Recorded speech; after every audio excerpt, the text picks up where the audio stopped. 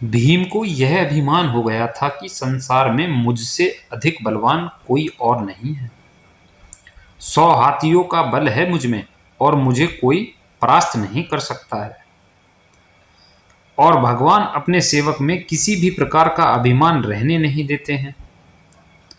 तो इसलिए भगवान श्री कृष्ण ने भीम के कल्याण के लिए एक छोटी सी लीला रच दी। द्रौपदी ने भीम से कहा, आप श्रेष्ठ गदाधारी हैं, बलवान हैं। आप गंधमादन पर्वत से दिव्य वृक्ष के दिव्य पुष्प लाकर मुझे दें। मुझे उन पुष्पों से अपनी वेणी सजानी है। आप समर्थ भी हैं, ला सकते हैं, लाकर देंगे ना दिव्य कमल पुष्प मुझे वेणी सजाने के लिए। भीम द्रौपदी के आग्रह को टाल नहीं सके। उन्होंने अपनी गदा उठाई और गंधमादन पर्वत की ओर चल पड़े, मदमस्त हाथी की तरह। किसी तनाव से मुक्त निडर भीम कभी गदा को एक कंधे पर रखते, कभी दूसरे पर रखते। बेफिक्री से गंधमादन पर्वत की ओर जा रहे थे, सोच रहे थे कि अब पहुंचा, दिव्य पुष्प लाकर द्रौपदी को दे दूंगा और वह प्रसन्न हो जाएगी। लेकिन अचानक उनके बढ़ते कदम रुक गए। उन्होंने देखा एक वृद्ध लाचार और कमजोर वानर मार्ग के एक बड़े पत्थर पर बैठा है, किंतु उसने अपनी पूंछ आगे के उस पत्थर तक बिछा रखी है जिससे कि रास्ता रुक गया है।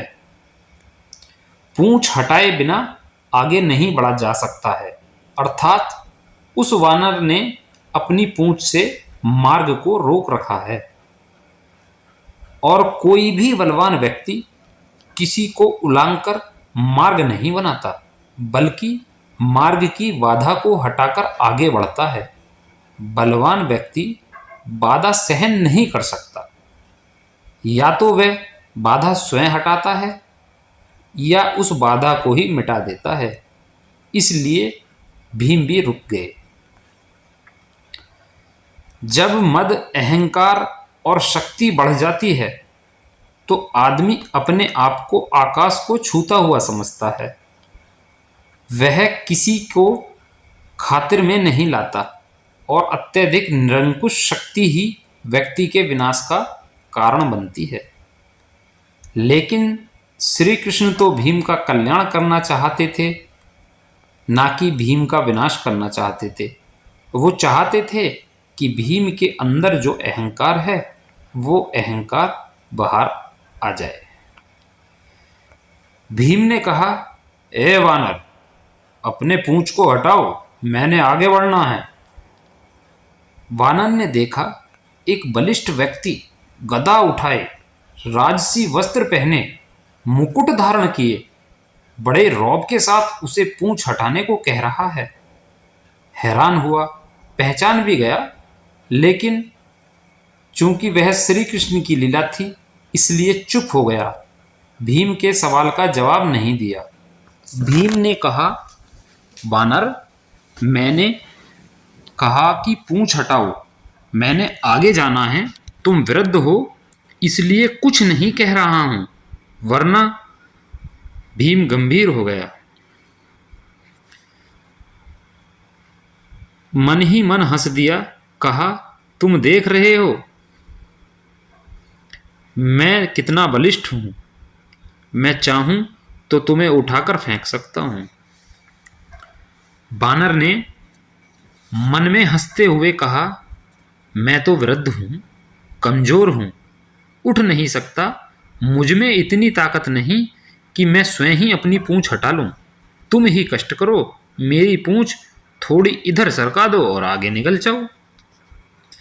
भीम के तेवर कसे, गदा कंधे से हटाई, नीचे रखी। इस वानर ने मेरे बल को ललकारा है, आखिर है तो एक पूंछ ही, वह भी वृद्ध वानर की। कहा, यह मामूली सी पूंछ हटाना भी कोई मुश्किल है? यह तुमने क्या कह दिया? मैंने बहुत बलवानों को परास्त किया है, धूल चटाई है, 100 हाथियों का बल है मुझ में। इतना कहकर भीम ने अपने बाएं हाथ से पूंछ को यूं पकड़ा जैसे एक तिनके को पकड़कर उठाना चाहता हो और उस तिनके को हवा में उड़ाकर फेंक देना चाहता हो, लेकिन भीम से वह पूंछ हिल भी नहीं सकी। हैरान हुआ। फिर उसने दाएं हाथ से पूंछ को हटाना चाहा, लेकिन दाएं हाथ से भी पूंछ तिल मात्र भी नहीं हिली। भीम ने वानर की तरफ देखा। वानर मुस्कुरा रहा था। भीम को गुस्सा आ गया। भीम ने दोनों हाथों से भरपूर जोर लगाया। एक पांव को पत्थर पर रखकर आसरा लेकर फिर जोर लगाया। 2-3 बार जोर लगाया, लेकिन हर बार भीम हताश हुआ। जिस पूंछ को भीम ने मामूली और कमजोर वानर की पूंछ समझा था, उसने उसके पसीने छुड़वा दिए और भीम थककर निढाल होकर एक तरफ खड़ा हो गया। सोचने लगा, यह कोई मामूली वृद्ध वानर नहीं है, यह दिव्य व्यक्ति है और इसकी असीम शक्ति का मैं सामना नहीं कर पाऊंगा। विनम्र और झुका हुआ व्यक्ति ही कुछ कर पाता है। अकड़ उसे ले डूबती है, ताकत काफूर हो जाती है और भीम वाकई वृद्ध वानर के सामने कमजोर लगने लगा। मद और अहंकार काफूर हो गया, और जब मद और अहंकार मिटता है तभी भगवान की कृपा होती है। भीम ने कहा, मैं आपको पहचान नहीं सका। जिसकी पूंछ को मैं उठा नहीं सका वह कोई मामूली वानर नहीं हो सकता। मुझे क्षमा करें, कृपया अपना परिचय दें। वानर उठ खड़ा हुआ, आगे बढ़ा और भीम को गले लगा लिया। कहा, भीम, मैं तुम्हें पहचान गया था। तुम वायु पुत्र हो। मैं पवन पुत्र हनुमान हूँ। श्री राम का सेवक हूँ। श्री राम का सेवक होने के सिवा मेरी कोई पहचान नहीं, और उन्हीं के आदेश पर मैं इस मार्ग पर लेटा हूँ ताकि तुम्हें तुम्हारी असलियत बता दूँ। रिश्ते से मैं तुम्हारा बड़ा भाई हूँ और इसलिए बड़े भाई का कर्तव्य निभाते हुए प्रभु के आशीर्वाद से तुम्हें याद दिला रहा हूँ। शक्ति का, ताकत का अभिमान न करो, क्योंकि यह ताकत और बल तुम्हारा नहीं, भगवान ने ही इसे दिया है। यह शरीर भी तो परमात्मा ने दिया है, और जो चीज़ परमात्मा की है वह किसी और की कैसे हो सकती है। इसलिए जो जिसने दिया है उसके लिए उसी का धन्यवाद करना चाहिए। परमात्मा की शक्ति के अलावा किसी की क्या शक्ति हो सकती है। भीम की आंखें खुली। त्रेता युग की श्री राम और हनुमान जी की वीर गाथाएं याद आ गईं। मन से, श्रद्धा से भीम की आंखें भी खुल गईं, और भावों के इसी प्रवाह में भीम ने हनुमान जी को समुद्र लागने के समय पर धारण किए गए विशाल रूप का दर्शन कराने का अनुरोध किया, और हनुमान जी ने श्री राम की कृपा से अपना आकार वैसा ही बढ़ाया जैसा उन्होंने 100 योजन समुद्र लागने के समय धारण किया था। यह देख भीम हैरान रह गया। वह कभी हनुमान जी के चरणों में देखता और कभी उनके आकाश छूते मस्तक को, जिसे वह देख ही नहीं पा रहा था। हनुमान जी ने कहा, भीम, मेरे इस रूप को तुम देख नहीं पा रहे, लेकिन मैं श्री राम की कृपा से इससे भी बड़ा रूप धारण कर सकता हूँ। भीम ने हाथ जोड़कर सिर झटक दिया और हनुमान जी के चरणों में गिर पड़ा। भौतिक पद, प्रतिष्ठा और धन का अभिमान कैसा, ये तो कभी भी नष्ट हो सकते हैं।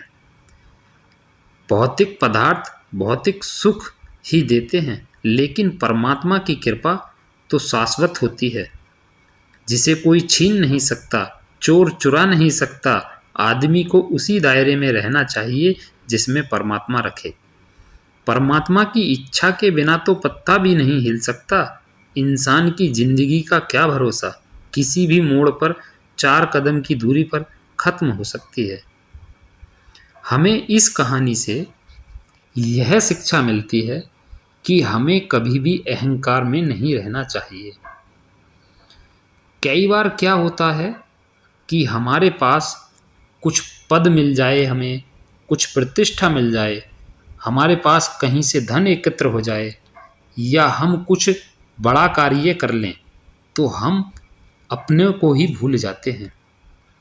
इस कहानी से हमें यह शिक्षा ज्ञात होता है